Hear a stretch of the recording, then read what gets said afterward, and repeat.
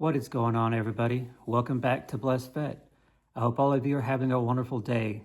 As we just sit about 29 hours, a little under, from our first semifinal college football playoff match between the Ole Miss Rebels and the Miami Hurricanes.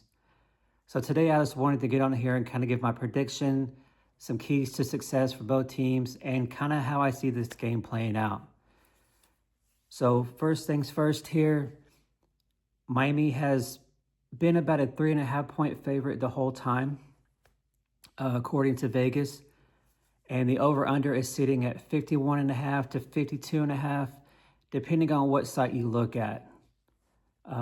That's been pretty steady. So do I think Vegas is going to change their mind much on anything? No, I don't. I pretty much think what you see is what it's going to be at game time.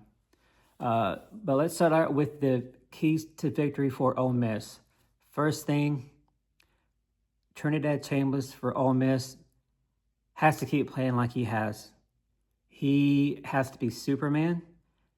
He's going to have to make plays, some backyard plays when the defense has the perfect call and nobody's open and has to run around for his life and run, back to the end zone and 20 yards, kind of like the last game against Georgia.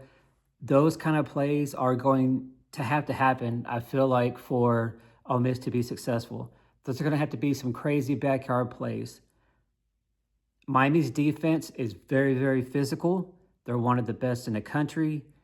And Ole Miss does not have one of the better offensive lines. So it is key for Miami, for Chambers to have a good game, but also the offensive line. They're going to have to somehow try to keep Ruben Bain and, what's his name? Mesidor from getting to Chambers all night long. If they get to Chambers, it's going to be a long night for the Ole Miss Rebels. So for the offensive line, they have got to find a way, bring in an extra blocker, whatever it may be, but you cannot let those two guys get to Chambers. Something else is talking about Ruben Bain and Mesidor. Combined, guys, they have 19 sacks combined. They're both NFL first-round draft picks in this upcoming draft. That O-line and Chambers, there cannot be any kind of plays where they get to Mesidor or they get to Chambers, and have a big strip sack or cause a turnover or any negative plays. Somehow, some way, Ole Miss has, for them to be victorious with this, in this game, they're going to have to find a way to keep those two guys in check. Now, one thing I will say about this Miami defense, their starters are great. Their depth, to me, is questionable. As we get through the game, can Ruben Bain, can Mesidor, can the rest of those starters on that defense, can they keep the gas tank full? Can they keep bringing pressure all night long? Or is it going to be, as the game goes along into the third, fourth quarter, they start to wear down, and is that where we see Ole Miss can get back into the game or take the lead or pull away because the defense is just running out of gas? That's something that Ole Miss, another key for them is they just have to outscore you. Their defense is not very good. Their run defense is horrible. So to me, being an OU fan, this year's Ole Miss team reminds me, of course, they have a better defense than what OU did, but this offense and this team reminds me a lot of Oklahoma in the Lincoln Riley, Baker Mayfield, Kyler Murray days, where they're going to have to outscore you to win. They've given up 30 points in just about every playoff game. So regardless of what happens with the defense for Miami and how aggressive they are and how well they play, at the end of the day, Ole Miss, their offense has to be there. That's one of their things, is they know that they don't have much of a defense, so can they outscore you? Can they score enough to win? Up to this point, they've done that. They've scored, 30-plus points, I think, in every playoff game this far. So, and kind of just looking at some of Chambers' stats so far in the playoffs, 644 yards, 5 touchdowns, and what is key is 0 turnovers. Can he keep that going? Or is this defensive line with Bain and Mesidor going to get to him, and are we going to see the first turnover against Chambers? So those are kind of the keys that I see for Ole Miss to be victorious. Offense has to be rolling. The offensive line is going to have to somehow, some way, keep Ruben Bain and Mesidor in check. Can they make big explosive plays? Can Chambers, when the play breaks down and the defense has the perfect play call, can he make some of those backyard plays and make a big play to extend the drive? Those are the things that I think Ole Miss is going to have to do to be successful in this game. Now let's kind of turn the page and let's look at Miami. What are some things that Miami is going to have to do to be successful in this game? Obviously, the big one is, can the defense get to Trinidad Chambers? Can they slow him down? Can they cause turnovers? So far, Chambers has no turnovers in the playoffs. He's looked phenomenal. He's looked like Superman for the Ole Miss team. But can Miami, with one of the best defenses in the country, especially on the defensive line, between Bain and Mesidor and the rest of them guys, can they get to subpar Ole Miss offensive line? Can they get through them, and can they get to Chambers? Can they prevent him from making some crazy backyard play like we've seen against Oklahoma, against Georgia, and against many other teams this year?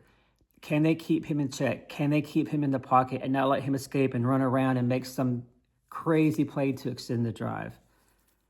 So that's the biggest thing for the defense. Can they do that?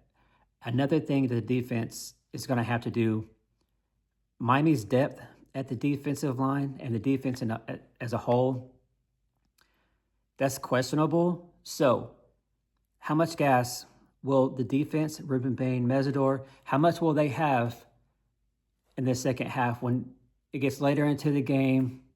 Everybody's starting to get tired and get winded. Can that Miami defense keep finding a way to keep that gas tank full and keep going and trying to bring pressure to that O-line and to Chambers? Can they do that the whole game? I mean, obviously, I think we're going to see in the first half, I think we're going to see them get to Chambers, and what is he going to do? But as we get into the third and fourth quarter, how is that going to look? You know, if we get to the fourth quarter, it's a one-score game. Either way, will they be able to have enough gas on a third and long? Will they be able to make a play to stop Chambers and that Ole Miss offense? Something else, time of possession. For Ole Miss to win this game, obviously the offense has to be clicking. But if you're Miami, can Miami's offense stay on the field, control time of possession? Can they have long, sustaining drives, 10, 15 play drives to score points, but keep that the Ole Miss offense off the field? Can Carson Beck and that Miami offense, can they find a way to get some big runs? Can they get the running game going? Use up a lot of clock. I think that's one of the biggest things for Miami to be successful. Can we have these long, sustaining drives, wear down what isn't a very good Ole Miss defense to begin with, but can we wear them down to where we get to the third, fourth quarter, Carson Beck and that offense are doing what they want to do with not much pressure and finding the plays, and they just keep putting up points on the scoreboard? Because the Miami offense, they got to be clicking. They got to be able to stay with Ole Miss on the offensive side and on that scoreboard. And I just don't know if they have the guns and the weapons to do that. We will see. Something else with them is the run game for Miami has to be strong. Ole Miss's defense, not very good. They are really, really, really, really weak against the run. So can Miami establish a run game, use up the clock, keep that Ole Miss offense off the field? If those things happen, I think Miami can easily win by double digit. So those are some of the keys that I see for Miami to win. I think it's going to be a great game. I think it's going to be a high-scoring game. They have the over-under is set at 51 to 52 and a half. My prediction, I have a little under that. I have Ole Miss finding a way in the fourth quarter at the very end to beat the Miami Hurricanes 27 to 21 in the Fiesta Bowl and moving on to the national title to face either Indiana or Oregon. So, with all that being said, those are kind of my thoughts.